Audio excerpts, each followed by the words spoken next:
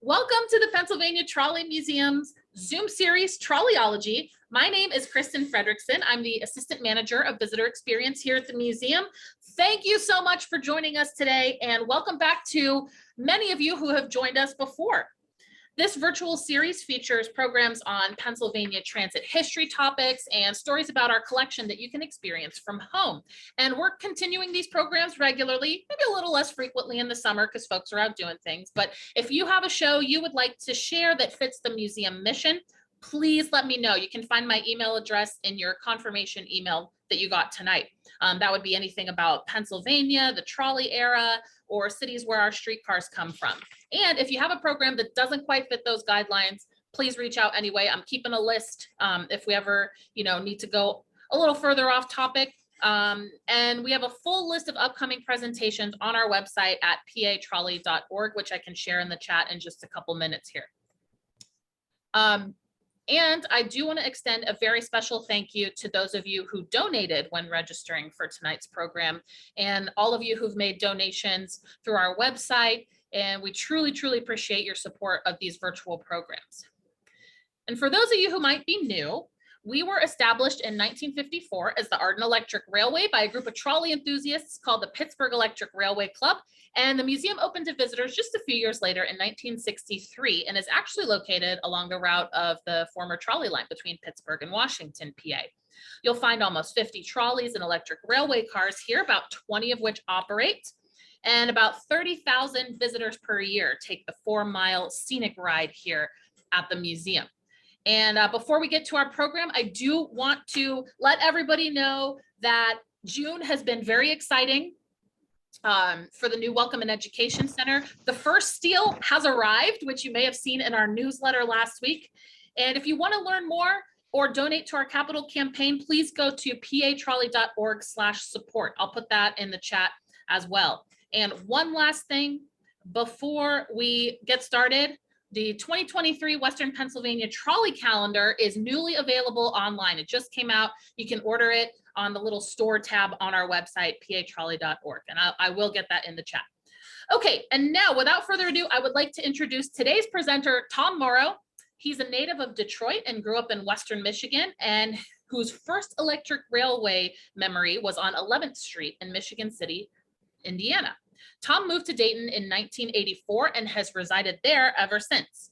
He is active in the Dayton Railway Historical Society and the Cincinnati Transit Historical Association, and he has 3 picture websites, which I'm also going to share in the chat: newdavesrailpics.com, trolleybuses.net, and daytontrolleys.net.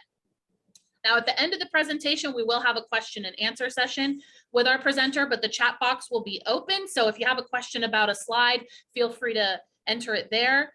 And sometimes our viewers are clever enough to answer those questions before I even get to ask the presenter. So feel free to chat in there.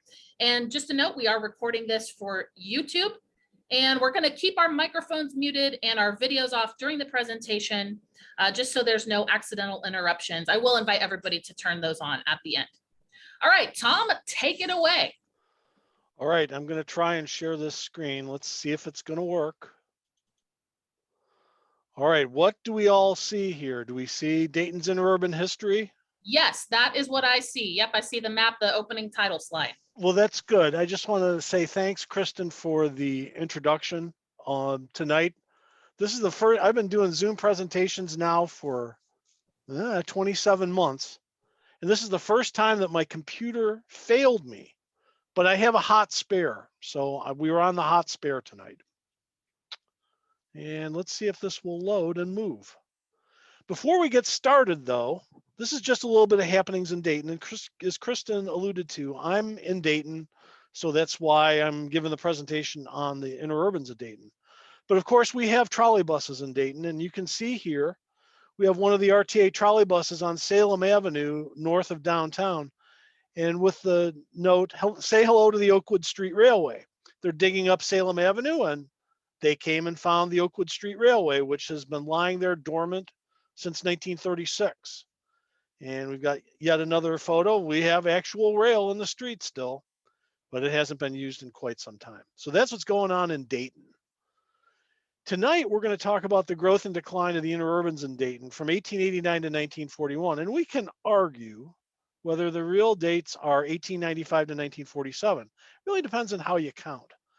But before I get started, I have to offer my thanks up front. Harvey Hilton, some of you may know, Harv has been around for quite some time. He originally gave this presentation, or I should say its forebears.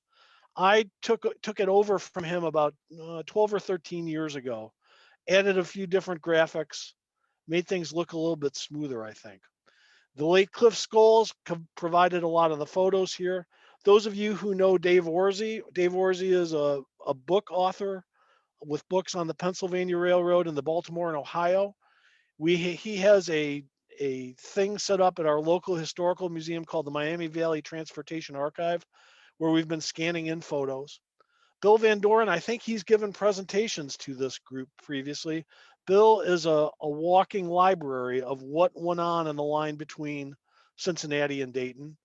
The Greene County Public Library, and this is kind of an important thing. The public libraries of late, for those of you who have been trying to dig into history from way back in the day, you actually now can get to newspapers online that you never could get to before. And it has been essential in checking out dates, because a lot of the things, those of you who have been around the community for a while would know, there's never really ever been a book on Dayton streetcar, trolley bus, and or interurban history. So everything was done by word of mouth, and the icons telling you that things are true that you come to find out really weren't. That's all right, as well as various books. So electric transit in Dayton starts with streetcars starting in 1888, going to 1947, and we've had trolley buses from 1933 to the present day. The interurbans, as I talked to about, depending on how you count, you get a couple different dates, but you can kind of see the era we're talking about. I want to say up front, there's a lot to this story. You know, there's been several books written on several of the lines. And this is going to be at best a 1.5 hour drive by. So if it seems like it's rushed and trying to cover a lot of material, well, it's kind of because it is. So why Dayton? Well, Dayton's a crossroads. The National Road, US 40, and the Miami and Erie Canal come and cross here, which then spawn north, south, and east, west railroads. All that on top of sitting on 1.5 trillion gallons of fresh water, at least if you believe what the poster in the airport says, made Dayton a manufacturing center, a real crossroads.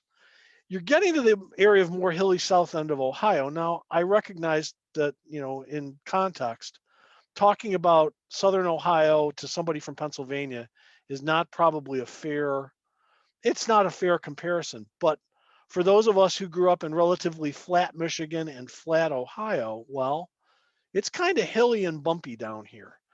But what it turns into is it becomes an ideal location for interurbans to carry both passengers and freight.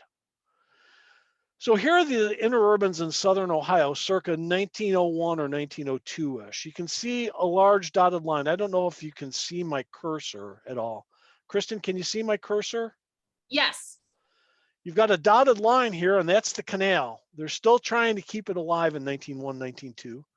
The solid thick lines, like this one, are interurbans that have been built by this point.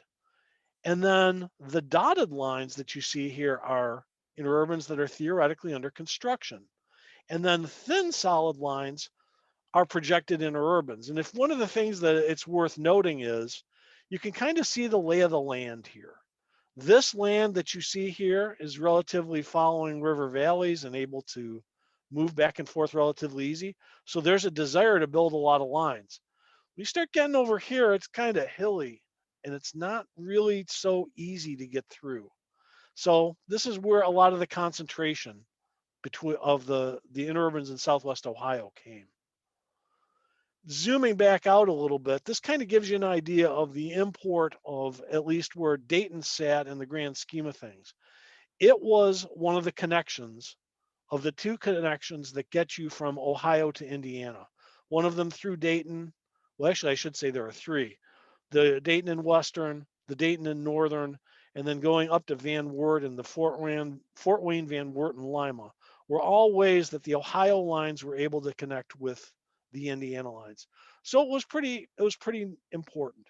Now, what's worth discussing here, and this is probably the only time I'm going to discuss it, is you can see here there were connections to Cincinnati at Hamilton and in Lebanon.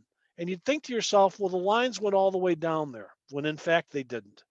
The problem was Cincinnati's lines were on, I'm going to say this, and I know I'm going to be wrong. It's wide gauge. I don't remember if it's Pennsylvania gauge or not. But the Cincinnati streetcar lines were wide gauge, and the interurbans were not, except for the black line, which ran to Lebanon. Unfortunately, the line that it connected with to get to the Ohio Electric, which was the Lebanon and Franklin, well, that was standard gauge, and the lines didn't interchange. So there was no real way to easily get into Cincinnati. You were kind of dumped unceremoniously about 3 miles north of downtown and left to your own devices to get down to downtown. All right, moving ahead. So we're going to use this as kind of a background to be able to talk through the presentation. These are the 9 lines that radiated from Dayton at the peak of interurbans in 1907.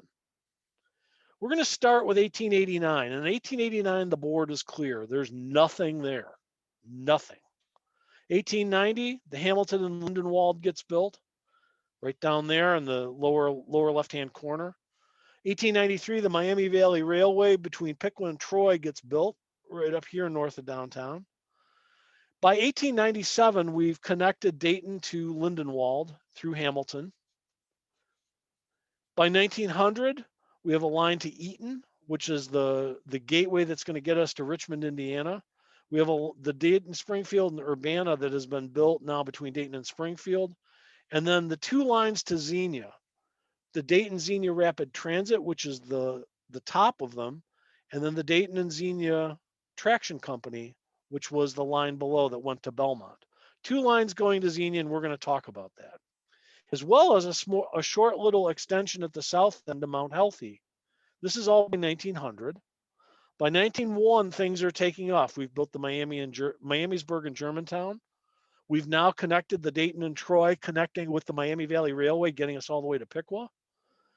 The Columbus, London, and Springfield is built from Columbus to Springfield, as well as the Dayton, Springfield, and Urbana finally gets all the way to Urbana, as well as the Dayton and Northern going to Greenville. The small line that's going to turn into this, that's a small little sideline that comes off the DS&U, gets built to New Carlisle.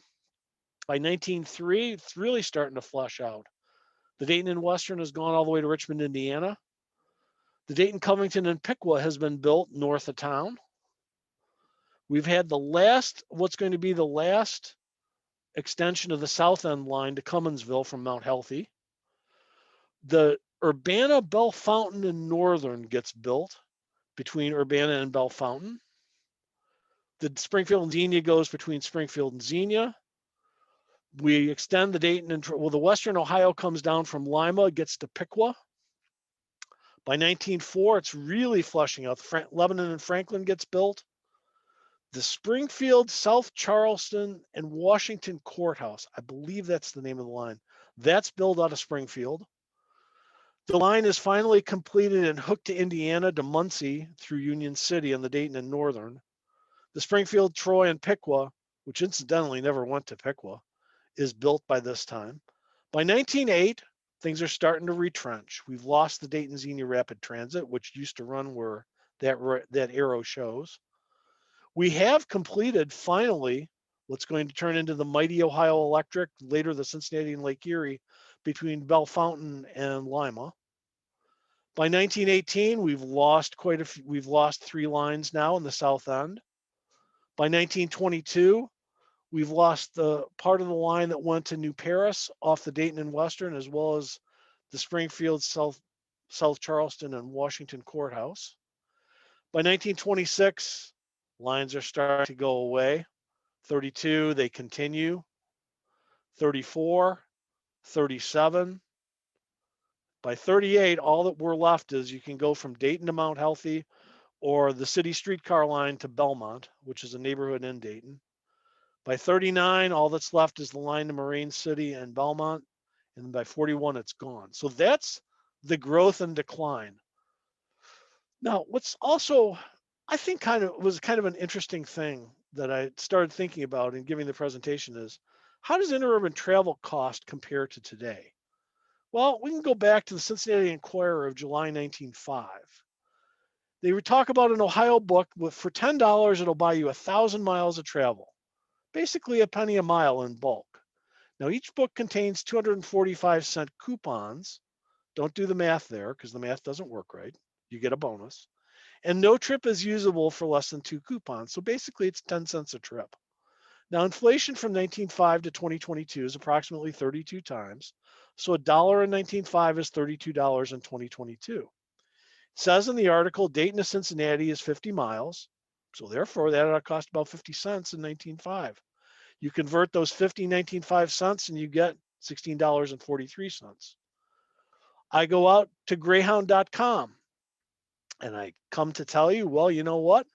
The price is in the ballpark, $20 one way on Greyhound.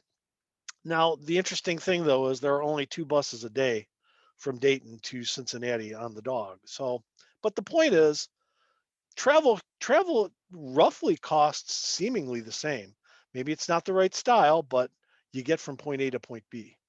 So we'll go back to that 9-line radiating from Dayton at the peak in 1907. We're going to use this as a baseline to start walking our way around the clock. And we're going to start going to the southwest, the line to Cincinnati.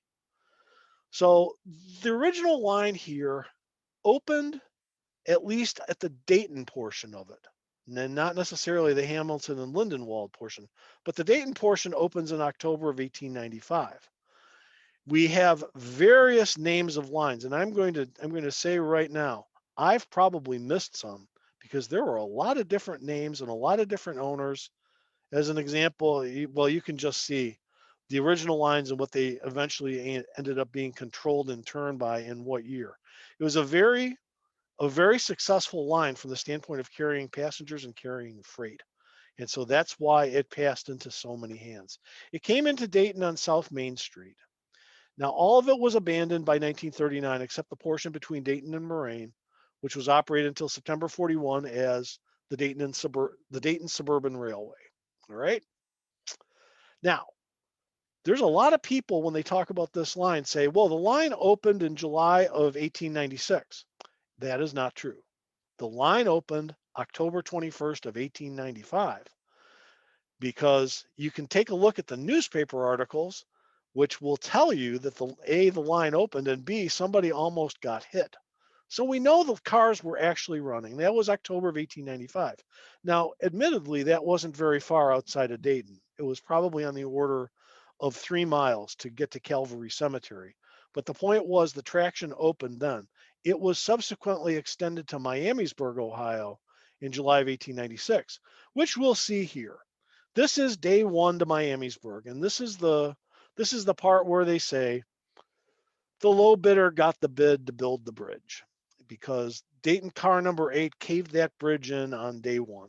Subsequently, it was repaired, but this is the photo that you always see on the first interurban line coming out of Dayton. This actually was 7 months later. So just a small little shot on the south end of Dayton. We are south of downtown Dayton. There's a lot going on in this photo. You can see Cincinnati Dayton Interurban City Suburban Car 20 is in the foreground. You can see him right here. There's a Dayton Street Railway streetcar leading it, so that makes the photo after 1909. The 2 cars are waiting for some of the about 100 or so freight and passenger movements each day on the Dayton and Union, which came before they elevated the lines in 1930. You'll note also up here, there are 2 wires in the air. And you say, was that a trolley bus? No, it's not. Each line in Dayton had its own wire until 1914. There are some interesting photos that you can see in downtown Dayton where you have as many as 5 lines above the street in each direction, mind you, to be able to cover each lines. And God help you if you've got your pole on the wrong line. Dayton Street is on the left wire here, and the Ohio Electric is on the right. Here's an original Dayton traction car built by Barney and Smith. Conveniently enough, and they did this on a couple lines in Dayton, you got a map of where the cars were going to go. Barney and Smith also is a manufacturer here in Dayton. Probably have seen this photo before. This is 5 different modes of transportation in one picture south of Dayton. You've got the New York Central over there, the steam train up on the rise. You've got the canal. You've got the Interurban, of course. You have the road and motor car, and you also have the river. There's another photo like this north of town that gets, I think, 4, but it was a popular thing, I guess, to be able to go out and try and put one of these pictures together. Now here we see Federal Express pre-1906 on Main Street in Dayton between 5th and 6th. I say that because we know it's pre-1906 because the car is still lettered for Southern Ohio traction. But this also shows that from a freight standpoint, the cars would carry less than a carload packaging. And in fact, I don't talk about it much in the presentation, but the fact that you could ship a package overnight from Indianapolis to Cleveland as late as 1937 or 1938 was one of the reasons why some of these lines did stick around, because there was a lot of parts and a lot of equipment that needed to be moved in the night. But we're going to talk about there's an aspect to that that provides an interesting little interlude that we'll talk about later. And here we are down in Hamilton, Ohio, with one of the big Ohio Electric cars at their station. This is the south end of the line in Cumminsville, outside of Cincinnati, where the line crossed the Cincinnati Street Railway. You can see 2 wires here. In this case, this is Cincinnati Street Railway. And the Ohio Electric had a stub end terminal that just crossed Spring Grove Avenue and went right in here.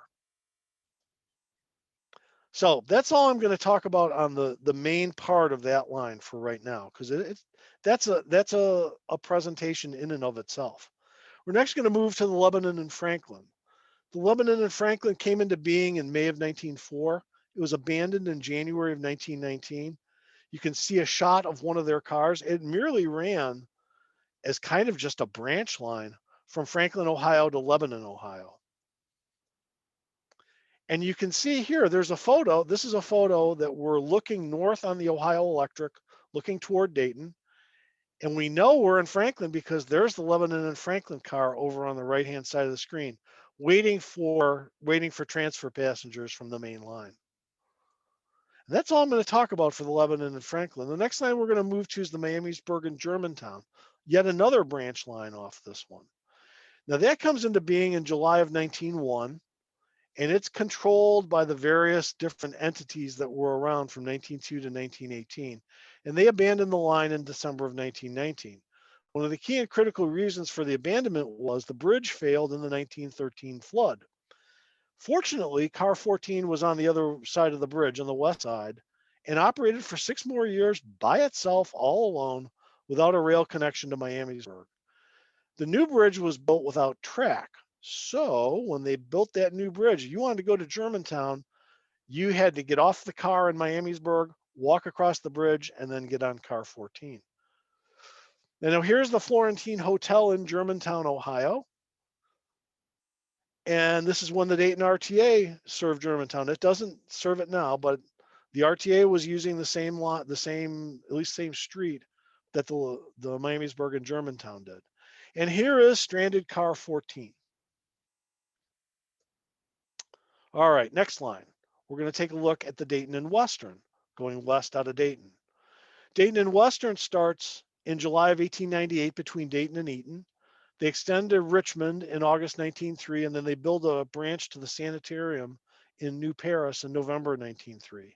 Again, controlled by the IC&E, Ohio Electric, gets returned back to the Dayton and Western, and then they start abandoning it. The Cincinnati and Lake Erie takes it over in December in 1931, and the Indiana Railroad gets it back in 1936, and it's abandoned in May of 37. Now there's a small little interlude we're going to talk about where the line was changed from running through New Lebanon to going around a station called Valley Bluff from 1924. So here is opening day somewhere between Dayton and Eaton in July of 1898. This is the leadership of the Dayton streetcar and interurbans at the time that took this ride with Valentine Winters out to Richmond, Indiana, or out to Eaton, Ohio. on his brand new line. And shows the side of the road running next to US 35 west of Dayton before pavement. And one can see why building interurbans is a good idea, because it's not going to be any sort of fun at all to try to go down that track. Here's an oil painting by the late George Crambles of a Dayton and Western car. Of course, one of the things that one always hears about when talking about interurbans, or really in some cases any line that was trying to cross another conflicting steam line, the steam lines wanted no part of the interurbans crossing. This is a shot on what's today US Highway 35. Back then it was Ohio State Route 11 that was crossing the PRR, and the PRR is on the ground. This is out on the way to Richmond. And you can see the gigantic viaduct that the Dayton and Western had to build to get over the PRR. Now, this is another shot of US 35 State Route 11. Can you just imagine encountering that interurban coming at you at night at speed while you're going in the right-hand lane? It would be absolutely terrifying. Now, Lake Cliff Skulls was, of course, an active icon here in Dayton. And when I started trying to put this presentation together many years ago, I offered him a comment. You know, Cliff, I've never seen a photo of an Indiana Railroad high speed in Dayton. Well, this was Cliff's response. And while it's not a high speed because it's an ex-Northern Indiana car, it'll do for our purposes. This is in Dayton on Kenton Street. You know that because you can see in the background and LAC, which is a Cincinnati and Lake Erie car, that they're both sitting at the station at 3rd and Kenton in Dayton. But to add to that, he then provided me this one. You'll note behind it is a People's Railway trolley bus turning from Jefferson Street onto 3rd Street in Dayton. And this, of course, is an ex-Northern Indiana high-speed car that the Indiana Railroad was running, in this case from Dayton to Cambridge City. So it was a big deal in 1903 to connect Indiana, Ohio via Interurban. This is the article that was in the Dayton Daily News in August 1903 with a nice inset drawing of Valentine Winters. Valentine Winters is Jonathan Winters, the comedian's grandfather. He ran Winters National Bank in Dayton. He kept a close eye on all the operations of the lines in Dayton, particularly the 5 he owned. You can also see I threw in this little inset as to give you an idea how long it took you to go 108 miles. In 1905, it took 4 hours and 15 minutes to go from Dayton to Indianapolis, which is 108 miles. Of course, today we can do it in a car in less than 2. Now, 4 hours 15 is what it took in 1905. When the Dayton and Western got better cars, they were able to cut the running time down 20 minutes. So now with the new equipment, the running time was cut to 3 hours and 55 minutes. Now, we'll talk about we have one of these cars that is semi-restored. We'll talk about that when we get to the end of the presentation about what's left of Dayton's interurbans. So I alluded to the story of New Lebanon. The city fathers of New Lebanon in 1924 approached the Dayton and Western and basically told Valentine Winters, Valentine, here's what we need you to do. We want State Route 11 paved, and we want you to pave it from curb to curb because you've got that interurban running down the middle of it. And Valentine Winters told them, if you make me do that, I will move my line. Now, the comment back was, he's bluffing. Well, no, he wasn't. If you take a look here, we're in Google Maps, still now in the modern day. We're going to look back at what they did in 1924. This is New Lebanon, Ohio. If you can, and I don't know that I can get you zoomed in any better than this. I don't know about if you can look at the resolution, but you'll note here there's a D Street. There's a Traction Avenue, which should be a foot stomper of what's coming next. And if you can see, there's kind of a curving of the land ownership. Well, sure enough, that's exactly where Valentine Winters bought the land, and that's where he put the Dayton and Western. And of course, he named the station renamed the station in New Lebanon Valley Bluff because they thought he was bluffing, and he was not bluffing. All right, let's move on to the next line. Next line is the Dayton and Northern. Goes to the northwest of Dayton to Union City and then on to Muncie, Indiana. Here's a map of the line. They come into being from Dayton to Greenville, Ohio in October of 1901. It took them another almost 3 years to get all the way to Union City and then connect up with the Dayton and to the lines, the Indiana lines in Muncie. Of course, controlled by the IC&E, the Ohio Electric, comes back to the IC&E and is abandoned in December of 1925. This line came into Dayton on Fairview Avenue and then came down the People's Railway North Main Street line to get into downtown Dayton. Again, a lot of things going on in this photo. We're at 3rd and Main in downtown Dayton. This gigantic building here is the intergalactic headquarters of the Dayton RTA today. Back then it was just the Conover building. The Dayton and Northern is down here in the lower left-hand corner. He's getting ready to take the Grand Union, and he's going to go from westbound 3rd onto northbound Main on his way out to Greenville. We got a People's Railway car here, eastbound on 3rd, and then there's a City Railway car that's northbound on Main getting ready to turn onto 3rd. So a lot of things going on in the photo. I'm not sure why the flag is at half-mast. That's what I don't know. Here is their car house, the Dayton and Northern's car house in Brookville, Ohio. Obviously a colorized postcard, but gives you an idea of what the lay of the land looked like. The cars were brown. Here's another shot in Brookville, Ohio on Market Street. And here's a shot in Greenville at Schweitzer and Pine Street. And one more in Arcanum, Ohio. So this is where we're going to start talking about bridges. And we're not going to talk much because that in effect is another hour's worth of presentation. Suffice it to say, this is Main Street Bridge number 2 in Dayton. It was strong enough for People's Railway streetcars to get over. However, it wasn't strong enough for the interurban cars, specifically the freight cars from the Dayton and Northern and later the Dayton, Covington, and Piqua.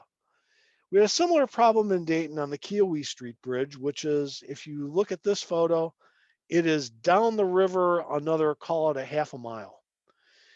And the short story becomes bridges have to be rebuilt to get the interurbans across the river. Now, initially, the Dayton and Northern, we can see this inset of that previous photo. You can see Dayton Station, Dayton Northern Traction Company. It goes no farther than the north bank of the river. Now, as I said, the story takes a half an hour at least to tell. But the short summary is the city of Dayton cut themselves an atrocious deal in their franchise agreement with People's Railway. You see, they made a deal with People's where People's is going to be responsible to pay $2,500 a year for 10 years and $500 a year for 10 years for each interurban it brings in which use a bridge. So the new Main Street Bridge is needed for the Dayton and Northern, and then later the DCNP, and it's going to cost it cost the city $130,000 to build, of which People's is going to only pay $35,000, $2,500 times 10, and then $500 times 10 times 2 to bring in the DNN and the DCNP. The newspaper figures this out, and they go, the interurban rent and fares that People's is charging are far in excess of their negotiated share of the bridge. And so the newspapers frame this as People's is using urban urbans to pay their bridge share and getting something for free. The bottom, then in their viewpoint, the city should have gotten more, but franchise agreements are franchise agreements. And the argument to talk about People's Railway in Dayton, they had a terrible relationship with the city. And so there was not going to be any way in God's green earth that People's was going to ever be dragged in to renegotiate this. So People's got a pretty good deal out of it.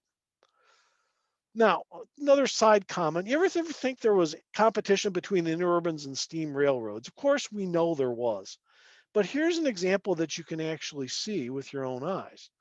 The Dayton Daily News showed the fares from September 1902 for the Dayton and Northern Traction Company. You can see their lines going to Greenville, Arcanum, Gordon, Brookville, Salem, and you can see what their round trip costs are.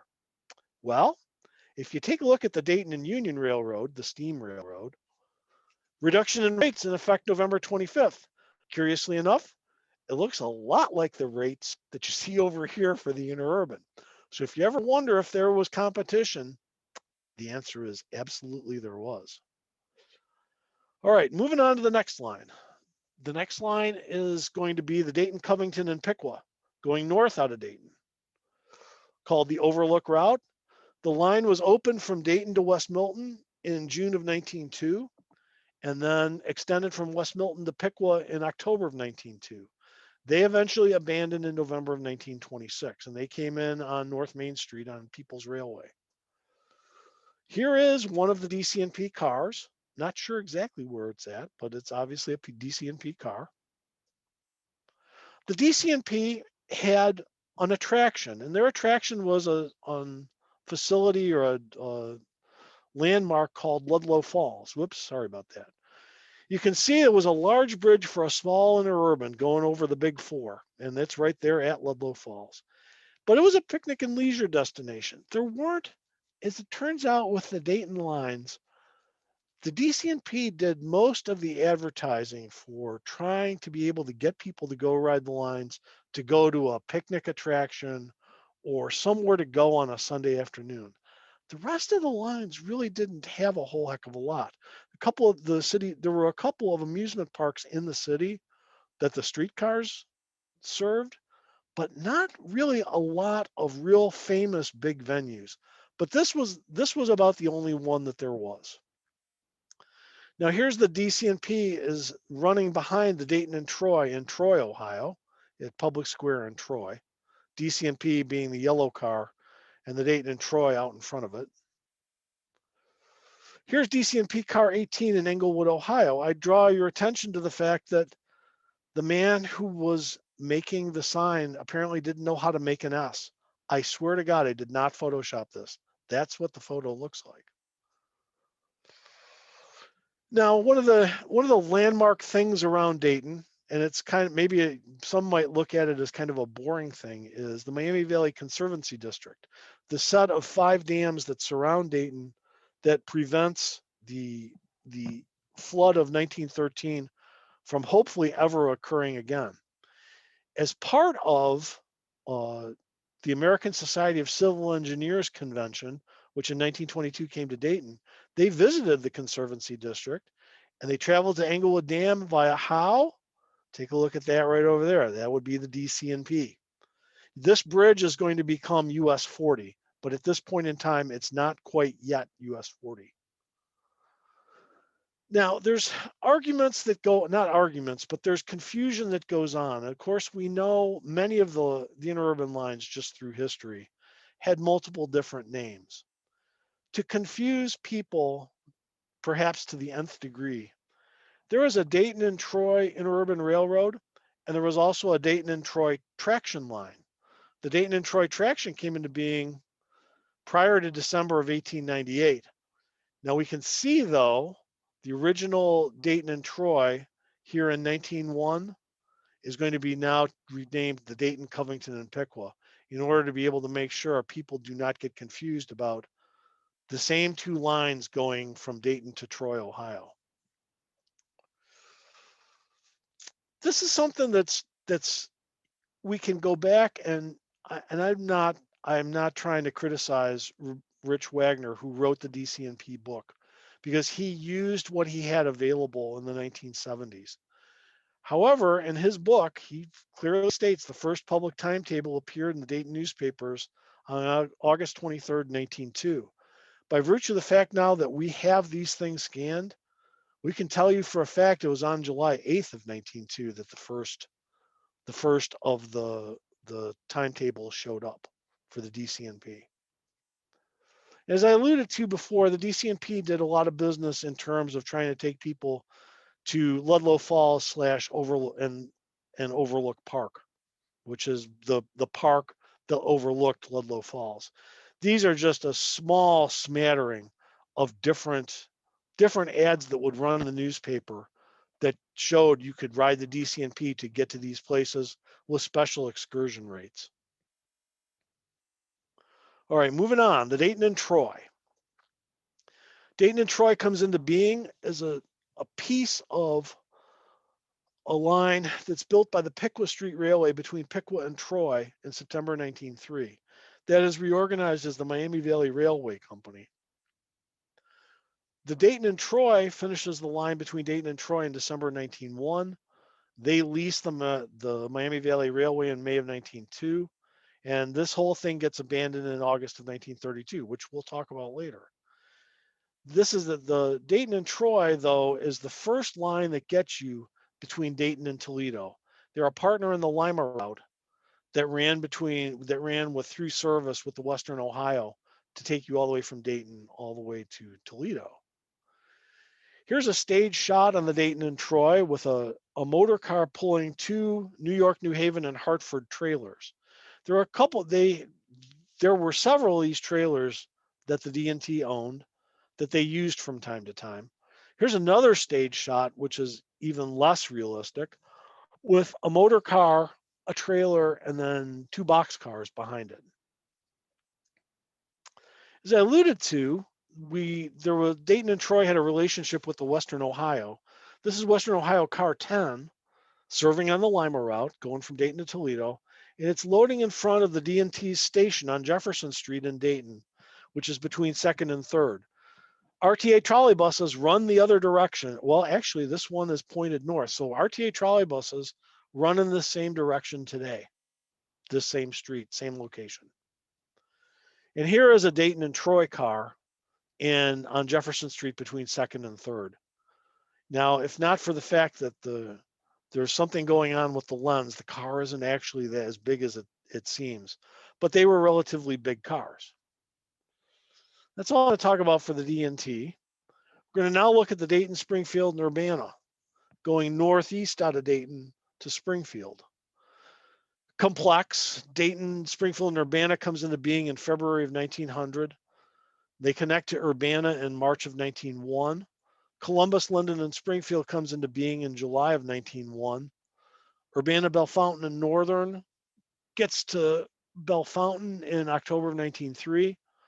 And the Lima Toledo Traction Company gets to Toledo in November 1908. That's going to be the line that's going to hook up with the Ohio Electric. Now, the newspapers help, and the newspapers sometimes hinder. To connect from Bellefontaine to Lima, connecting the line to Bellefontaine and Lima was not without peril. There was a gigantic sinkhole between Bellefontaine and Lima that this is where they wanted to run the interurban. And they could not get the track to stay in the sinkhole. The sinkhole kept sucking it up. And it took them until 1908 to finally get to the point where they could connect the line between Bellefontaine and Lima. If you read the Van Wert newspaper, and of course they have the Fort Wayne Van Wert, and Lima is running to Van Wert, so you'd think that they would have good information. They claim that Bellefontaine was connected to Lima in July of 1908. If you believe the Lima Daily News, the actual date is August 31st of 1908.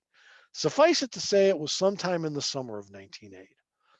Of course, this line becomes part of IC&E, Ohio Electric, goes back to the IC&E, and then becomes a part of the Cincinnati and Lake Erie.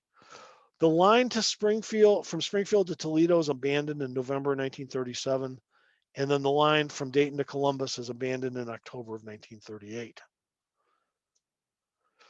Here is the DS&U loading on East 3rd at Jefferson Street. This is before the Ohio Electric had a station, just dumped people right off in the middle of the street. Curiously enough, so did the Dayton and Western.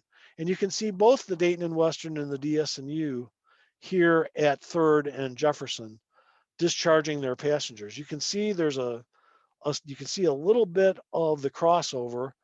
The DS&U is going to take that crossover and go eastbound on 3rd. I'm not sure what the D&W was going to do, whether it had a crossover behind it or it was going to move forward and then just take the crossover and go the other way. Here's another shot of a DS&U car in 1905. This one actually came with indications of who the motorman and conductor were.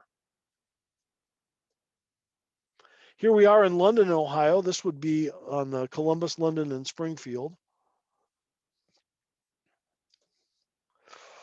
This is kind of a showing of what things turned into. I could have put this in the what's left in the latter part of the presentation, but I don't know. It just seemed like it was the better place to put it here. This is east of Dayton. I work or used to work at Wright-Patterson Air Force Base, which is immediately to our right here. What you see coming across the top is the viaduct for the New York Central and the Erie that was rebuilt after the 1913 flood. And you can see the Ohio Electric is coming along here, and it goes through this side of the bridge. And then the road, Springfield Street, goes through here on this side. If you move ahead to today, the bridge is still there, but things have changed. There's a bike path that goes down that opening in the bridge. The road, one way goes where the interurban ran, and the other way goes where the road used to run. And then there's an opening that's not used. For a while, these two lanes went through and these two lanes went through the other way. But times have changed, but the bridge stayed the same. But speaking of bridges, this is in Osborne, Ohio. Osborne, Ohio is the poster child for what could be done in the 1920s when threatening people about a flood. Osborne, Ohio was the town that got moved. They picked Osborne, Ohio up in started in about 1919, and they physically moved it 3 miles. They moved everything, including the railroads, including the interurban. But this is before they started moving it. And the Ohio Electric used to go across the Erie and the New York Central in Osborne. And you can see what the viaduct they had to build. And you can see this guy here on a speeder. You don't see speeders that like that from way back in the day, but fortunately we got a shot of this one, which is kind of cool. Here we are in Bellefontaine, Ohio on Chillicothe Avenue. This is where to talk about the fact the Ohio Electric ran some city service in some of these little, well, I'm going to just say it, little podunk towns. They still had, some of them had city service. And then here we are in Lima, and you can see it would probably be the Lima, Toledo, and the Urbana, Bellefontaine, and Northern, or actually the Ohio Electric. And there's the Interurban station. You can just barely see Interurban station over here in this building. A little bit of local color. This is October 10th of 1910. Car speeders are fined. C.E. Brown and Elmer Haley, motormen on the DSNU, were fined $15 each by Judge Long in police court for operating their cars at a rate exceeding the speed limit on Springfield Street. My comment is the cops must have been using an early form of VASCAR for all we know, because they certainly didn't have radar back then. All right, moving on. First of the lines to Xenia. This is going to be the Dayton Xenia Rapid Transit. They come into being in November of 1899, and they go via a little podunk town that has faded into oblivion called Zimmerman. And they are bought by the Dayton Xenia. At that time, they called it the railroad, but it's the Dayton Xenia Traction Company in June of 1901. This line is abandoned in 1908. They originally entered on Dayton on City Railway, Richard Street. And after 1905, they moved the line a little bit and they ran via Wyoming Street, which was another portion of the Dayton Xenia. This is opening day on the Rapid Transit. We know it's the Rapid Transit because it says RT Co. Here's car 6 in 1900.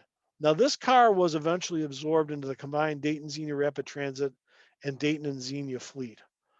I want to point out here that this is an 11-window car, all right? So you can keep your cars straight.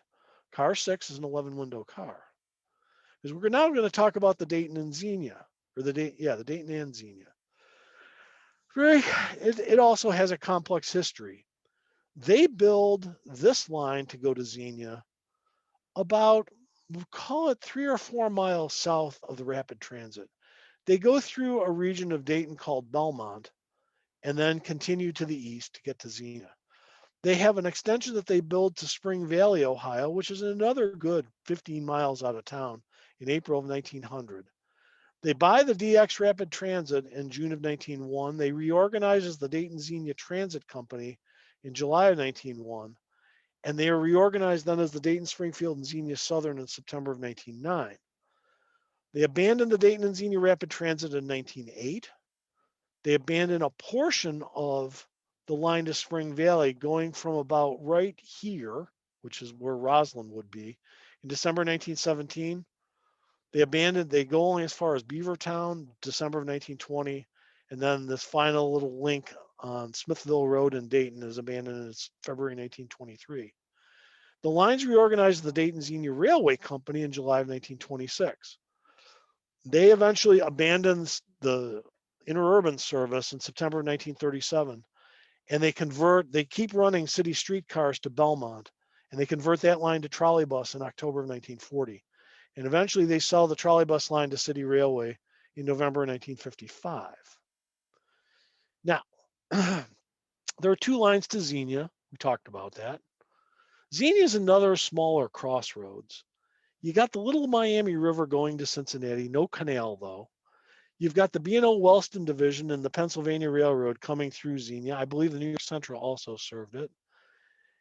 Xenia would provide a more direct path to connect Cincinnati to Columbus because there's also a prospect of growth to the southeast. We show it on that original map where kind of everything sort of dies out east of Xenia. And there was a desire, we got to build down there. There's freight to be carried, there's coal to be carried. We got to build down there. Now, even though they had the two lines that went from Dayton to Xenia, the rapid transit was the more direct route. And in fact, there was a competition at one point, a race between the rapid transit and the Dayton and Xenia. And the rapid transit won by like 2 minutes. But the issue that the rapid transit had was they didn't have nearly the population. They kind of went through the swamps of East Dayton. And the Dayton and Xenia went through the city and then went up on a hill. And of course, the Dayton and Xenia prompted a lot of growth along that corridor. So the Dayton and Xenia was the real moneymaker. But there was another twist to it. The other twist with regard to the rapid transit was they had a really good franchise agreement in Xenia where they were paying they had to pay the city of Xenia about half the cost of what the Dayton and Xenia did. And so as a result, the company struggled to work all this out to be able to say, is there any way we could carry more people on the rapid transit to be able to get the benefit of the better franchise agreement and faster transportation, but more people really want to ride the other line. So it turned into, in 1908, the rapid transit got abandoned. Yeah, so we talk about the short simplified history. Talking about the lines fighting for survival, and it was a real at each other's throats fight. But the Dayton and Xenia buys them out. Both routings were retained, as I talked about, the Rapid Transit Division and the Dayton Xenia Division. But there was the city streetcar service grew, and that's what really got the bottom line. And there just wasn't too much growth along the rapid transit route. And as I alluded to earlier, they connected the rapid transit to Dayton and Xenia trackage with about 6 blocks of track in 1905, but that really didn't help because the rapid transit wasn't viable then and was one of the first abandonments in the country. Now, interestingly, there were plenty of later motor bus business along that route, but the rapid transit just couldn't make it. Now, there are different names here. The rapid transit was known as the rapid transit. If you talk to us Dayton streetcar people, we know what you mean if you say the rapid transit. Now, this combined line had many names through the years: Dayton and Xenia Traction Company, Dayton Xenia Transit Company, Dayton Springfield and Xenia Southern Railway, Dayton and Xenia Railway. And after rail, it became the Dayton Xenia Railway as a trolleybus line. And then it later became the Dayton Xenia Transit Company again. Now, generally, and this is more of a guideline than a rule because it's violated everywhere. The DNX refers to the railway operation of this line, and the DX refers to the diesel and trolleybus operations. If you take a look at my trolleybuses.net website and you go to the Pullman section of Dayton, that's where you'll see the photos of the Dayton and Xenia trolley buses. As originally delivered, the trolley buses had the Interurban Railway logo on them, D&X. And at that point in time, they did not want to be known as the Dayton and Xenia. They wanted to be known as the Dayton Xenia. But then we see all kinds of ads that intermix the terminology. So it's kind of more of a guideline than a rule. It's a Dayton thing, I guess would be the way to say it. Now I told you to take a look at that 11 window car before. Here's car 14, which is a Dayton Xenia traction interurban car. And we've got 12 windows versus 11 on the Dayton and Xenia, as well as it's got different trucks. You get a better view of what the differences are in the car, because we now have Dayton and Xenia. This car is lettered for Dayton and Xenia Transit, but it's the exact rapid transit car number 6. And this is inbound to Dayton on St. Charles Avenue at St. Nicholas Avenue in Dayton. If you go and take this corner here onto St. Nicholas, you will run in 2 blocks down to the Dayton Xenia line.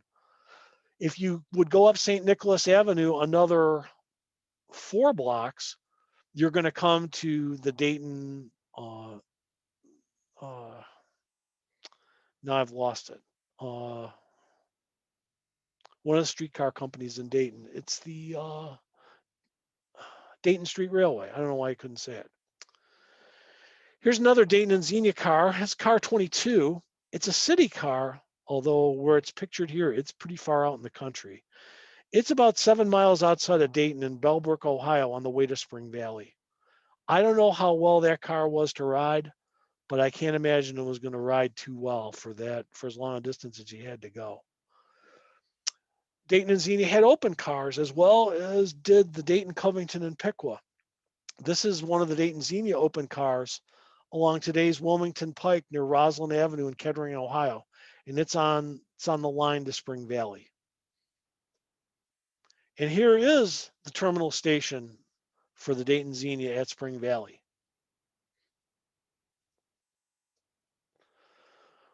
All right, sideline, the Springfield and Xenia.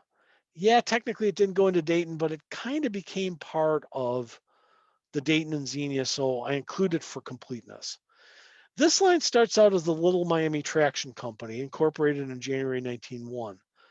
They get a new name, Springfield and Xenia, in 1902. They start local service in Yellow Springs. Those of you who've heard of the comedian Dave Chappelle is the king and master of all things in Yellow Springs. If you ever meet somebody from Yellow Springs, ask them for their Dave Chappelle story. They all have one because he's everywhere in that town. They complete the line from Xenia to Springfield in August of 1902. They get a new name in 1904. They become part of Dayton Xenia in October 1928. Rail cars get replaced by buses in July 34, and then the bus service is terminated in December of 1954. And here is a Springfield and Xenia car in Yellow Springs. I allude to a side thing. I don't know how many of you have ever heard of a man named Arthur Appleyard. We're going to talk about him for a minute. We're not going to talk about him in depth, but we're going to talk about him for a minute. The subtext here is never pick a fight with people who buy their ink by the train carload. You see, Appleyard headed one of the original traction syndicates. In this case, he was the guy who built the Dayton, Springfield, and Urbana to Springfield. Now, Appleyard's scheme was he wanted to haul freight from Columbus to Cincinnati. That was the dream. We want to haul from Columbus to Cincinnati. However, he could only get as far as Cumminsville on the DS&U and then the Cincinnati-Dayton traction. And he had to go through downtown Dayton on the streets to be able to pull this off. So his scheme was, I'm going to build around Dayton, and I'm going to get into Cincinnati from the east. And what he wanted to do was, he wanted to get the former narrow gauge Cincinnati, Lebanon, and Northern, also known later as the Dayton, Lebanon, and Cincinnati, later known as the Pennsylvania Railroad, which was a steam line which ran through the south side of Dayton to Lebanon and down into Cincinnati at 8th Street. So his scheme was he wanted to build a bypass from northeast of Dayton to southeast, avoiding the downtown running, get himself onto the private right of way and get into Cincinnati with a downtown terminal. And with a side deal of hauling National Cash Register cash registers to the Pennsylvania Railroad instead of the New York Central at Dwyer. Apparently the New York Central was having their way with NCR because they were really the only game in town that could carry the cash registers. Now, this story is uber complicated. Now, the Daily News got involved in 1902 because they didn't take kindly to Appleyard's plan to run a freight railroad on the south side of town and the perceptions of how he was forcing and cajoling the city to agree to believe what they believed unwise terms and conditions. So, which starts a fight in the spring and summer of 1902 over many weeks until Appleyard gets chased out of Dayton. So graphically, here's what he wanted to do. Graphically, he wanted to build, if you look at this line, we're going to go from Columbus on the Columbus, London, and Springfield. We're going to take the DSNU down almost to Dayton.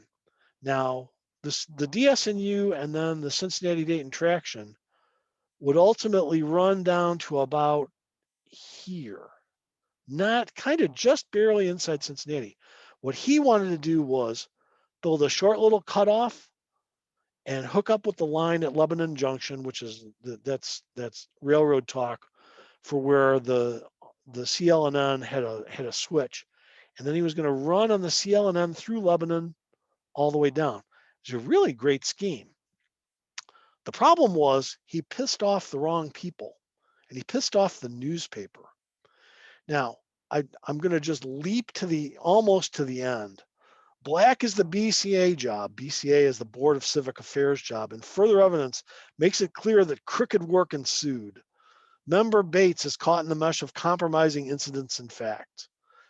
The response? We've blocked your road, said Appleyard after Bates was seen in another incident that puts member of the BCNA in the mire worse than ever. September 6th, Appleyard agent is arrested. Serious criminal charges placed against Williams of that syndicate who filed accusations in counsel against the news. So now they're picking a fight directly with the newspaper, which is just crazy. Now, I'll see your arrest for criminal libel and raise you. We're going to institute suits to them upon attachment proceedings with the obvious purpose of closing up the news, silencing thereby the only paper that dared expose their methods. This kind of culminates in Appleyard getting run out of town on a rail. Now, we have in the discourse of today various derangement syndromes that I'm not going to get into, but I can say still in May of 1905, the Dayton Daily News suffered from Appleyard derangement syndrome, because you can see they were still trying to tell the stories of the terrible things that Appleyard was still doing. It seems whenever Appleyard needed money, he simply borrowed it from the Treasury, which could spare it, and did not make entries to properly show to which company it belonged. So Appleyard is run out of town on a rail. But squaring up that corner, avoiding Dayton to get from Columbus to downtown Cincinnati was ultimately the goal. There was a scheme at one point then to build through Xenia, which, if you look on the dotted line here, would be about right here in the middle of Greene County. Now, J.M. Hutton, you may have heard of E.F. Hutton. J.M. Hutton, who's a resident of Cincinnati, who's on the board of the Interurban Railway and Terminal Company from Cincinnati, was another guy who wanted this. He would have been willing to be able to try to tie everything together with the IRT because they would be able to get freight down into Cincinnati. This was an interesting proposition for Xenia. That's why I'm kind of telling it here. We even, as late as 1905, talk about lines to Xenia, prospects of an electric road from Xenia to Lebanon, because if they can get to Lebanon, why they would be able to get to Cincinnati. The problem is the land is a little bit hilly. It's not going to be easy to build. And as a result, of course, it never was. Now, of going from Cincinnati to Columbus and avoiding Dayton was an ongoing story. And unfortunately, or fortunately, it never was completed.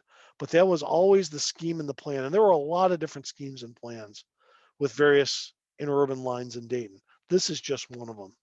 Question in the chat do you know if that was part of the Cincinnati Deer Creek Tunnel fiasco? I want to, the Cincinnati Deer Creek tunnel fiasco, is that not when they built the line to the east side of Cincinnati and they never put a railroad into the tunnel? Because I think, is that the Cincinnati Deer Park? Somebody else is going to Yeah, have to help me. the never used tunnel along the CL and N.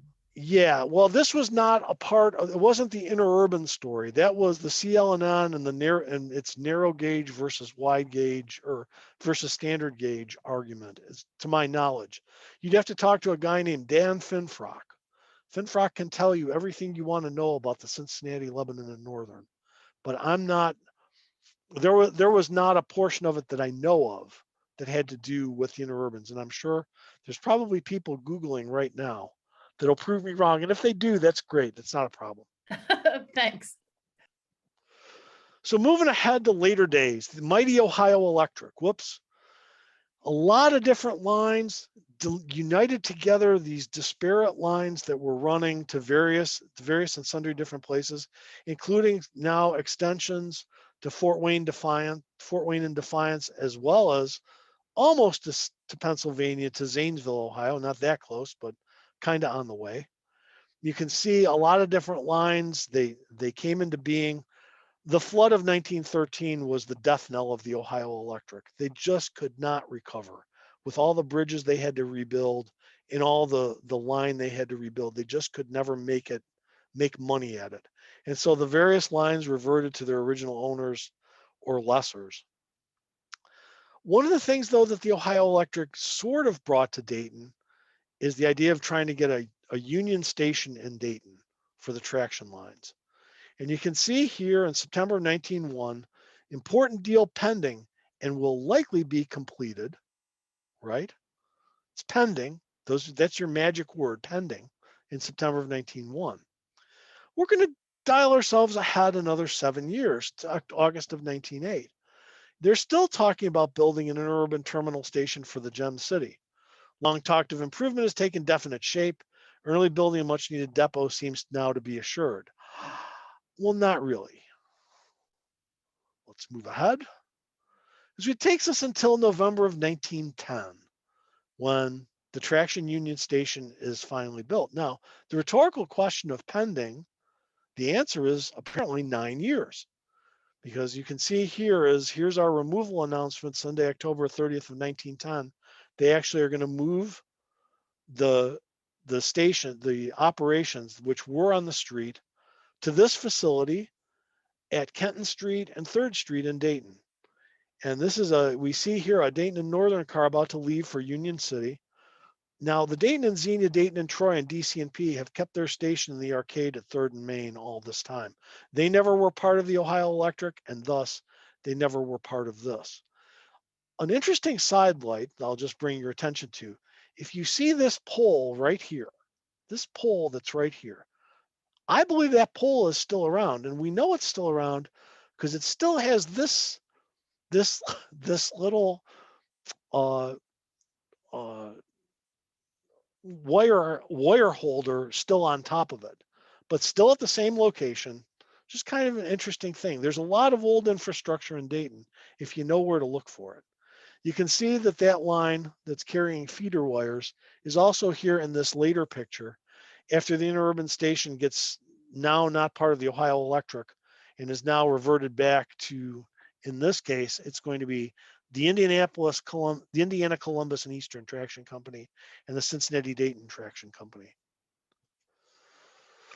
Several of these interurbans ran city streetcar lines. The Ohio Electric, whether you know them as the THINE or the CNLE, they ran city streetcar lines in Hamilton, Dayton, Lima, Springfield, and then in the onesie, twosie smaller cities. Dayton's line is today RTA bus route 11 South, for what that's worth.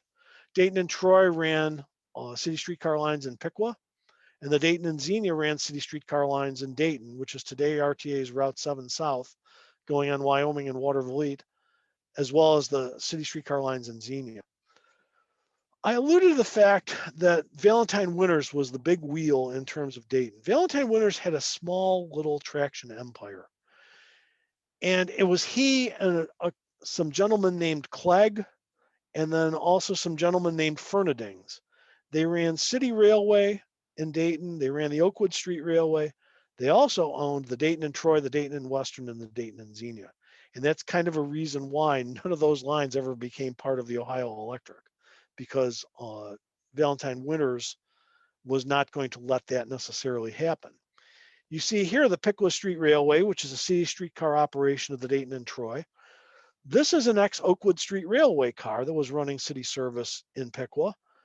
When Valentine tells the Oakwood Street Railway, hey, Piqua needs 6 cars, the Oakwood Street Railway nods their head and says, okay, here's your 6 cars.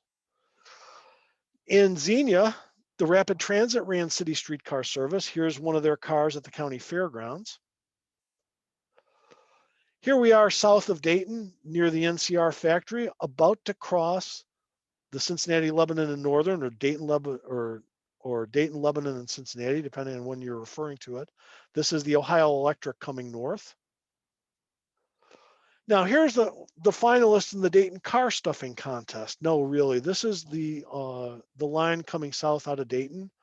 They ran city streetcar service to Carmonte and then down to Hills and Dales and then to Moraine, Ohio. This kind of though brings up a side point. John Patterson, who is the famous founder of the National Cash Register Company, he really had it in for the street railways in Dayton. He, as far as he was concerned, the street railways provided him nothing but terrible service. And this would be an example of what he would consider terrible service, that his workers had to ride on the outside of the car to be able to get back and forth. Never really, he at one point in time in Dayton threatened to build his own streetcar line. He never did. And he never really got, I think, the answers that he wanted from the street railways. Nevertheless, the Ohio Electric made a lot of money hauling passengers from NCR. Here's another shot of shift change at NCR. We're southbound on Main. This is a car running as a local to Miamisburg. These cars were probably among the most ugly interurban cars or city suburban cars built. Very similar cars were built and bought by a line outside of Seattle. The Ohio Electric had 5 of these, and they just had a face only a mother could love. So as we move on in history, the lines begin to modernize. Here's an example of modernization in 1928. Cincinnati, Hamilton, and Dayton, which is going to become the CNLE, bought 10 of these cars, went up to Cleveland for an industry display in 1928. The CH&D bought 10 of these cars in 1929. This is southbound on Traction Avenue at Shantz, about to turn into South Dixie and the south end of Dayton. If those of you familiar with Dayton, if you turned around 180 degrees, you would look through a forest at Carillon Park. If you looked a little bit to your right, you would see Calvary Cemetery. This is kind of the end of the line that was originally built for the Dayton traction. Famous story, the Cincinnati and Lake Erie bought these 20 high-speed Red Devils. Here's one on 3rd and Ludlow advertising the car racing an airplane in 1930. It's about ready. This would be a place where one of these cars would normally not be. They normally would have been on Main Street back here, but he's running around advertising, see this car race an airplane. And the Dayton and Western, and at this point in time, really the CNLE, bought 5 used cars from the Cleveland Southwestern in 1931. Here's one of them out at Moraine City, which was the shops for the Cincinnati and Lake Erie. The Dayton and Troy bought 4 streamlined cars in 1929 from Cincinnati Car Company. One's here crossing the B&O on First Street in Dayton. There's a People's Railway car going inbound on First Street behind it. Dayton and Xenia bought several of these for Dayton streetcar service in 1914. Conveniently enough, whenever City Railway bought cars, also the Dayton and Xenia bought cars. Identical, in fact. Here's another one. The cars previously were identical to the 300 and 400 series on City Railway. Here's the Dayton and Xenia 107 or 10. This is 107 on Ludlow at Union Station while they were raising the track for the steam railroads. So that makes this 1929 or 1930. These cars are identical to City Railway 500 series cars. Dayton and Xenia bought 3 of these for streetcar service in 1922, same as the City Railway 602 to 742. It's out in southeast Dayton somewhere.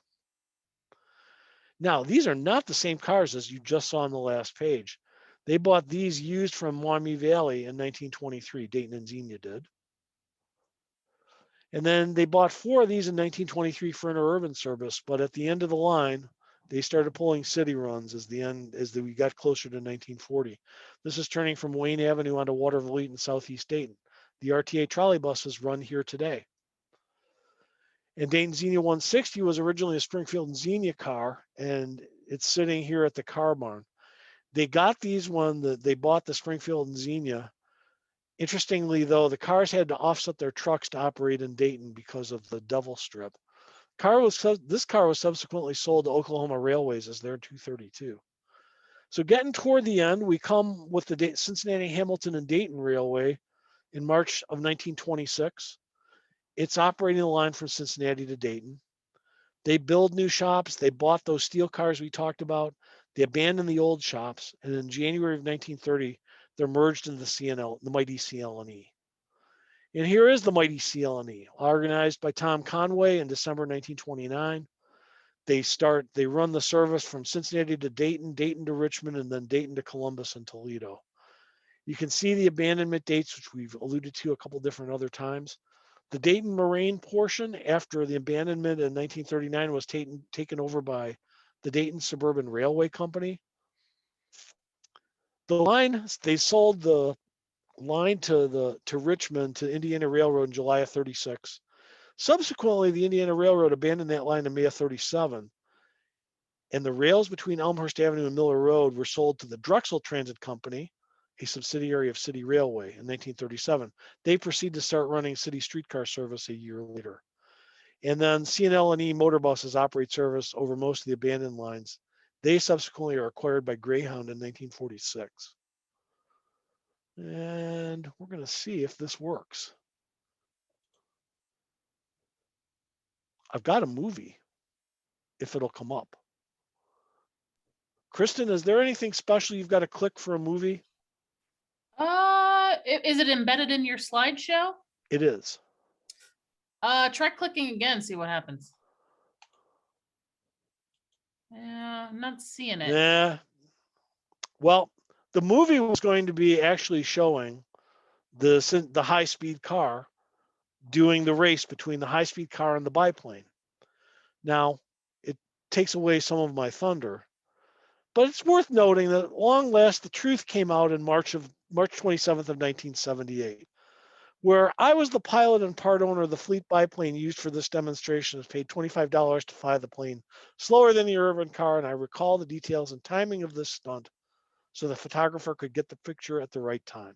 The plane was capable of flying 100 miles an hour. It was based at the old Reinhardt Wayland Field, now Moraine. I feel it is about the time the truth is known after all these years. So now we know that at least you know that was a put up deal.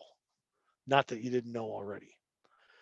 Here's a view out the rear end of a Red Devil. They took the Red Devils around when they first got them and took various shots at various locations. This is along Springfield Street outside Wright Field, which is today Wright-Patterson Air Force Base Area B. I work in a building way over here to the right as a contractor today. So we're going to get to the end, the Dayton Suburban Railway Company. They just are basically running the last vestige of the line. And it's the last remnant of the Ohio Electric that was centered on Dayton. And this was the same line that carried the first electric interurban cars outside Dayton to Calvary Cemetery in October of 1895. 203 is here on what's today the northbound lanes of South Dixie. Not surprisingly, the interurban infrastructure was reused. When you go down South Dixie Drive in Dayton, when you go northbound, man, that street is flat as a board. There's not a hump in it. You take the southbound lanes and you're going up over humps all the time because they built the northbound lanes in the Cincinnati and Lake Erie or Ohio Electric or Dayton Traction right away. Here's car 206 entering the Y on Dorothy Lane off of South Dixie. If you looked at this photo today, you'd see all this terminal moraine gone The rocks have been taken out and used in various and sundry places around town. And you'd see a Walmart sitting there. So we're going to start the downward slide. The first line to go was the rapid transit. Several branch lines are gone by the early 20s. Mid 20s, we lose the Dayton and Northern and the Dayton, Covington, and Piqua. By 1930, all that's left is the CNLE, the Dayton and Troy, the Dayton Xenia, and the Dayton and Western. The Dayton and Troy went away from a bridge collapse in 1932. Dayton and Western continues to lose money, is gone in 37. The roads basically closed in on them, and there were other factors affecting ridership. And one of the factors that affected ridership, this is an article from the Piqua Daily Call, June of 1926. One man hurt and 3 autos are wrecked in 2 accidents. The Piqua Daily Call was running an accident involving the DCMP or the Dayton and Troy every couple weeks by 1926. So you can kind of see the handwriting on the wall. And of course, the part of the story ends. The traction system ends business on Saturday midnight. This is November 8th of 1926. And bus service is going to start December of 1926. And by 3 months later, the guy who's running the bus service wants to sell the route. So the problem might not have been the interurbans. Maybe it's just that people did not want to ride the transit. Another contributing factor is accidents. Here's a shot off the Dayton and Troy at what we call the traffic circle at North Dixie and Wagner Ford Road in Dayton, where 4 killed, not good. In August 1935, 4 miles north of Springfield, 710, the line car was on its way back to Bellefontaine. It was supposed to meet 128 at siding 61. 128 was late, ran past the siding, ran into 710. Lost the motorman and 6 passengers in the crash. Now, for things that are left over, well, the Ohio Electric freight station in Dayton, right over here, still stands. And when they were digging up the parking lot in October of 2015, that little bit of rail poked out. Harvey Hilton and I subsequently went down here one day when the doors were open. And I swear I did not take a picture of it. I should have. There's still wire. There was still wire up in this building, surprisingly enough. Not connected to anything, but there was wire in the building. Lebanon and Franklin, there's just not much of it left over there. Several abutments along State Route 123. Here's one of them. And after the Indiana Railroad quit, City Railway bought 3 miles of the right-of-way along 3rd Street under the auspices of the Drexel Transit Company, wholly owned subsidiary, mind you, and ran streetcars there until November 1947. They were the last streetcars in Dayton. And here's 652 westbound at 3rd and Almond. Dayton and Western, a few of their subs are still around. This is the substation between Drexel and New Lebanon along 3rd Street. You can tell it's got the telltale 3 holes that usually delineates the fact that we're dealing with a substation. Dayton and Western 602. Dayton and Western 602 sat in the mud outside Troy, Ohio until, I'm going to get the year wrong. I want to say 2003, when it was fished out, brought down, and brought to the Historical Museum in Dayton, Carillon Park. They restored it, and here it is. It's not runnable. It is a little room that you can rent, and it's really they did a fantastic job. Dayton and Northern, here's their former rotary in Arcanum off of North Main Street. Again, the telltale 3 holes for 3-phase power. Post rail, the Dayton, Covington, and Piqua bus waits for passengers at the north end of People's Railway at Maplewood Loop. This is a motorized trailer from Dayton People's Railway.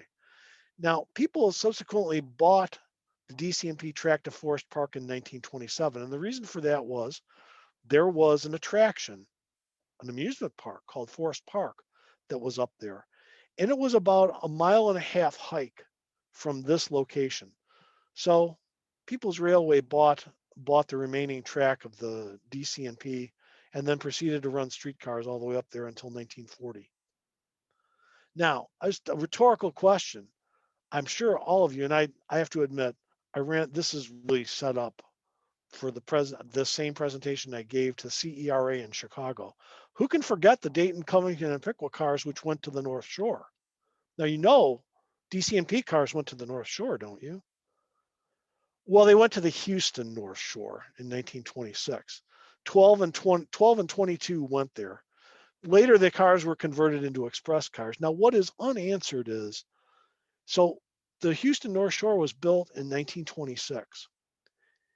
With all the abandonments, all the cars available from all over the country, you have to ask yourself, why did they pick two 24-year-old cars from from Covington and Piqua, Ohio, as the cars they wanted to use to run their line? I can't explain it. I don't I don't understand it, but you can see that they're DCNP cars lettered for my Missouri Pacific lines, which was the Houston North Shore. So we talked about the story of the Dayton and Troy giving up the Ghost. Here's a little bit of more details on the Dayton and Troy giving up the Ghost. This is the original Dayton and Troy on the left, and US 25 bridges over the Great Miami River north of Dayton. Now, the highway bridge had been rebuilt in August of 1932, and in the process of rebuilding the highway bridge, they had to move these bridges around a little bit. So the Interurban bridge was on temporary pilings, and it wasn't on temporary pilings for long. Oddly enough, the Dayton and Troy had the job they were doing was they were hauling cement from Dayton to construct US 25 north of Dayton. Now, whether this was a weakened bridge or an overloaded freight car, we'll never know. But this was that for the Dayton and Troy. Here's another view of the cars in the drink. We'll never know whether what exactly it was. And you can see the bridge has been moved over a little bit off these pilings.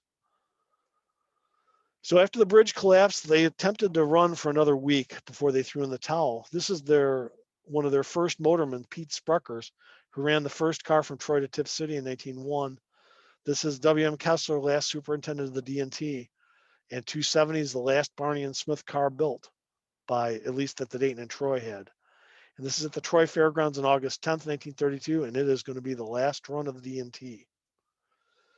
Now, their freight house still exists. D&T and Dayton Western Freight Station is shown here, and they had common ownership. They were part of Valentine Winters Syndicate. This building is a brewery right now. And if you see, you can barely see here, the rails here in the street, the rails are still here in the street, along at Webster and First Street in Dayton. Here's the former rapid transit powerhouse at Kilcare Speedway, which is a country speedway outside of Xenia, Ohio. Here's an old Springfield and Xenia sub along US 36. This is long after abandonment. For Dayton and Xenia's last Interurban cars, 150 to 156 series, they ended up on pilings north of Dayton as homes during and after World War II. Here's the last run of the Cincinnati Lake Erie and Columbus in October of 38. You can see, marked appropriately, last run. 108 sits here at Moraine City waiting for buyers, which never came, unfortunately. These were not high-speed cars. Nobody wanted them, and they never got bought. So this is 3 weeks short of 46 years of interurban operation. The end comes where it all began on October 21st, 1895. Dayton Suburban 205, the last car, fittingly on Dayton Traction Private right-of-way near Sugar Camp, which is just right outside the South City limits of Dayton, September 27th of 1941. Subsequently, though, those cars hold on, and they end up going to Richmond, Virginia in 1942. And they served, I think, until 1948 or 1949. Of course, the Cincinnati Lake Erie High Speeds had a second career, and here's our Pennsylvania tie with Lehigh Valley. Others, of course, went to the Crandick. Here's 106, remember, from 129 in Allentown in September of 1948. There are a few books about the interurbans in Dayton. The Uncertain Trolley, A History of the Dayton, Springfield, and Urbana. The Cincinnati and Lake Erie Railroad, both by Jack Keenan. Richard and Burdella Wagner, Two Ohio Attractions, the Miamisburg and Germantown, and the Lebanon and Franklin. Scott Trostel, who has written the Lima Route, the Dayton and Troy Electric Railway, the Dayton and Western Traction Company. as well as electric traction along the Stillwater, the DCNP. The Dayton, Covington, and Piqua, covered by Gordon and Wagner. And then Harry Christensen and Ohio Trolley Trails through Western and Central Ohio. And with that, I'm done. How'd I do on time? That was awesome. Okay. Thank you, Tom. Wow. Let me switch back over here and we'll get to questions in just a second. That was fascinating. I particularly loved the historical tidbits and color commentary. And everybody is invited to turn their screens back on now, and I'll let everybody unmute themselves in just a second. But before we get to questions, I did want to let everyone know we've got another Trolleyology coming up next month.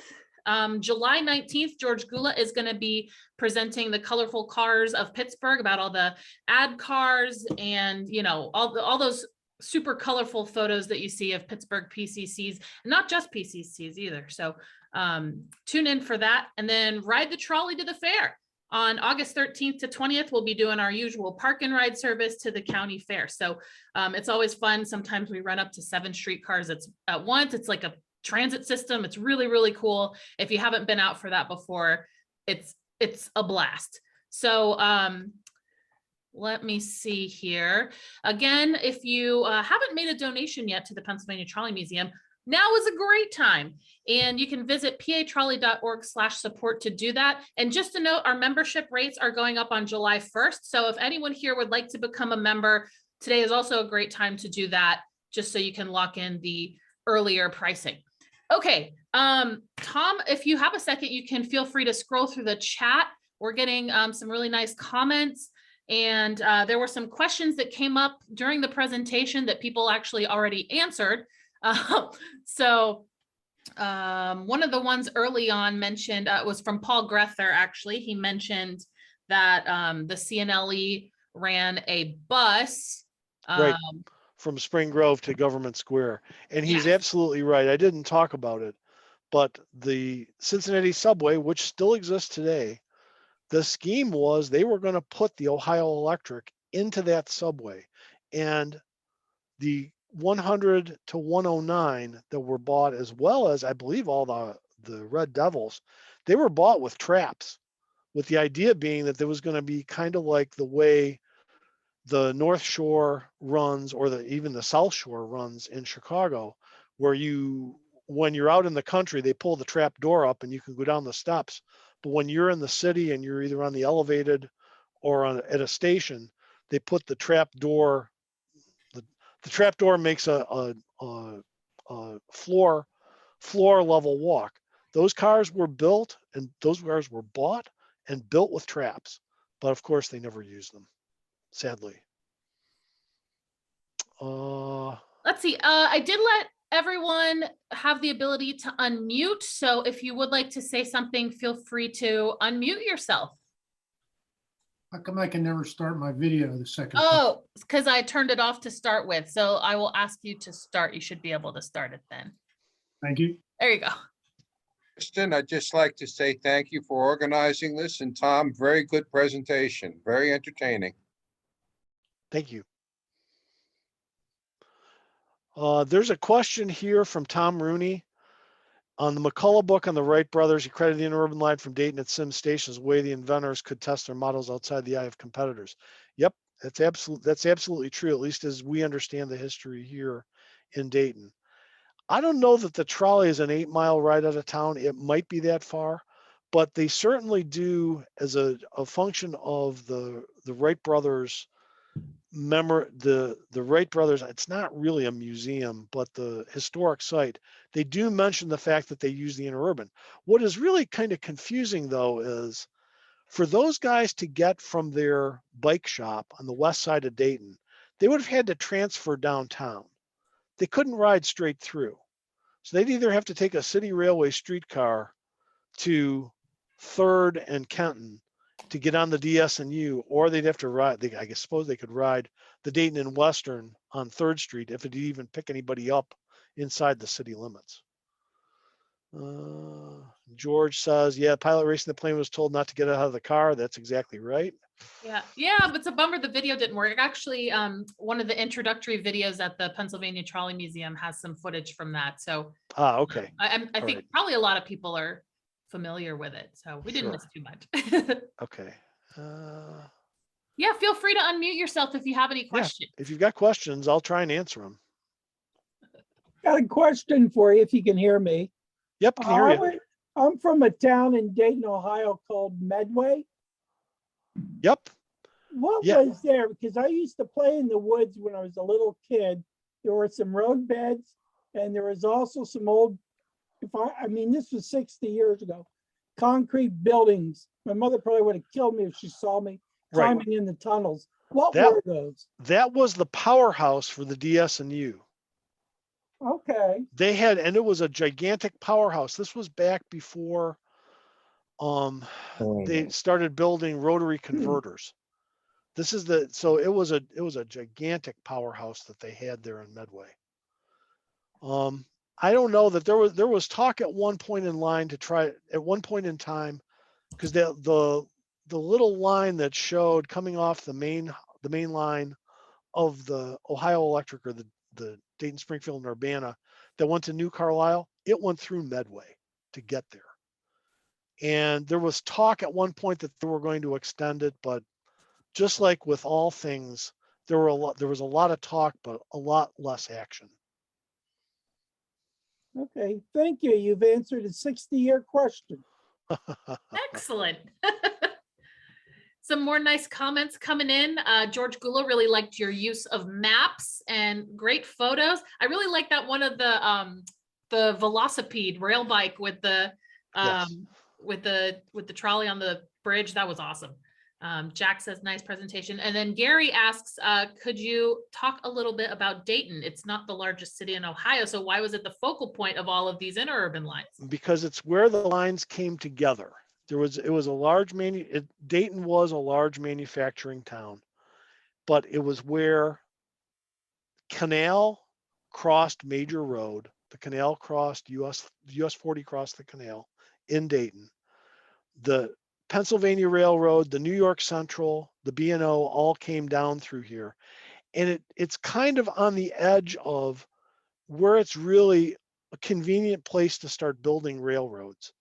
When you just look at a map, and I'll be the first one to say, since I'm not an original Dayton person, when I originally looked at a map of Dayton and go, why aren't there any roads that run in this direction? You kind of learn, well, that's because there are hills there, and it's not easy to build in the hills. But Dayton was it was the kind of if you will, the crossroads that is going to go to the north and also to the north, south, and to the east and west. And that's about all that I can potentially explain. There may be others that can answer that better. Great. And then Jack points out that P.N. Jones of Pittsburgh low floor car fame was born in Springfield. So perhaps he was inspired by the streetcars there as a child. Or that would be the Springfield Railway. Any questions that we haven't addressed that I missed in the chat, or any other questions or comments for Tom? I just ask one more question. Sure. Yeah. Are any of those interurban cars in museums still around? Operating? Well, the Dayton and Western 602 is in Carillon Park. It's in Culp's Cafe. I want to say CNLE 119 is at the Ohio Railway Museum, as well as there are other Red Devils. I know, weren't there some of the Liberty liners that ended up at Kennebunkport? Yeah, there's one in there. There's one in Kennebunkport. Yeah. And CNLE 112 is at the Shoreline Trolley Museum in Branford. Okay. Yeah, so there are a few around now. In terms of the older cars, not so much. Not anything other than the CNLE cars, at least that I know of. Now, there are guys in Indianapolis, Indiana that are restoring, I want to say 429, which would be an Indiana Railroad car. So that might have come to Dayton, who knows, sometime between 1931 and 1936. But otherwise, There's not a lot of other interurban cars that have been preserved that we know of. Hey, Tom, what about 1030? From the LVT, it went up Yeah. to Seashore. Yeah, that was what I was alluding to. I knew there was one that went up to Seashore that had gone to LVT. And then I think, isn't there another Red Devil at the Western Railroad Museum in California? Yeah, and there's also, you know what? Now that I think about it, well, no, I was going to say there was one of the Colemans, but one of the Colemans is not there. It's a THINE city car. But yeah, I believe you're right, Paul. There's another Red Devil out at Western Railway Museum. Tom, as usual, fantastic presentation. I had a question about the use of the CLNN to kind of bypass and go down to Cincinnati, kind of the sneak attack on the Cincinnati market. It sounds like was the intent to buy or the CLNN, or was it to basically piggyback on the right of way? And how did the CLNN feel about that? Well, I believe Appleyard actually was able to get control of the CLNN, but I don't know why he never tried to consummate the deal. I can't explain that. Subsequently, if somebody came up with the idea after about 1916 or 1917, the B&O built over where Appleyard would have wanted to build to be able to get around Dayton. The B&O built what they called the North Dayton Cutoff to get you from Southeast Ohio all the way up to Detroit without having to go through Dayton. Again, common refrain, who wants to go into Dayton if they can avoid it? But I believe Appleyard did get control of the CLNN, but I'm not sure why, whether it was that he ran out of money, which could have been it. I think was there not a panic of 1903? I want to say there was. And so that caused a lot of turmoil, I believe, in the traction interests at that point in time, and paved the way for the other syndicates to come into being. But Appleyard had a long and distinguished history of fleecing people from money. So anyway, I hope that helps. Hope that helps answer it. Yeah, and maybe I don't know when the CLNN sold out to the Pennsy, but would he have been the one that sold it to the Pennsy? I don't think so. Okay. I don't know. I'd have to go take a look because the Pennsylvania bought that, I want to say in like 1908 or 1909. So it may have been that he had gone bankrupt and then he turned around and the bankrupt line that gets sold to the Pennsylvania. Very interesting. Thank you. I see there's a question on the two colleges in Xenia. Yeah. I'm not sure if they did provide service to the college. I would imagine if the colleges were around then, that was kind of the one of the things that their lines would do is of course build to where there was going to be passenger traffic. But I can't say for sure. I don't know. Sorry to say. Great. Any other questions or comments for Tom? Just a great presentation. Thank you. Very good. Wonderful. All right. Well, I want to thank you again, Tom, for presenting. Again, I really enjoyed it. And I think everybody else here did as well. And we'll have this up on YouTube within a couple weeks. And again, thank you to those of you who donated during the registration process for tonight. And shout out to those of you who were at the West Penn Trolley meet. It was really nice to meet some of you guys in person or see you again in person. That was really fun. So I'm already looking forward to the next one. Maybe some of you will come out to County Fair as well. Some more comments. Oh, wait, we do have one more question in the chat. Let's see. I'm trying to make sense. Let's see. Oh, Xenia colleges were not served by traction. Tom, are you seeing that last comment there? Yeah. Okay. Gotcha. 1898. Okay, wonderful. Sorry for those of you on YouTube who are watching this without access to the Zoom chat. Again, thank you, everybody. I hope you can join us again in July, and we'll see you on the next one. Have a great evening. Thank Bye. you. Bye. Bye-bye. Goodbye, goodbye.